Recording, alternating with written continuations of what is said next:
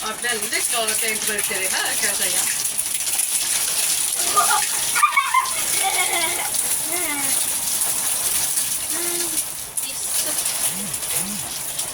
Jag har inte haft en hagelskur på evigheter.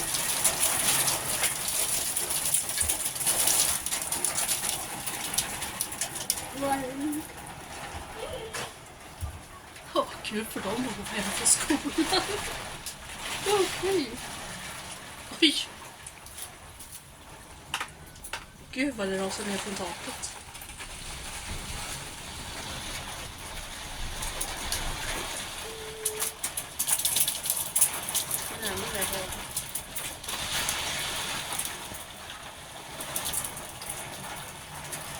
Komma fram.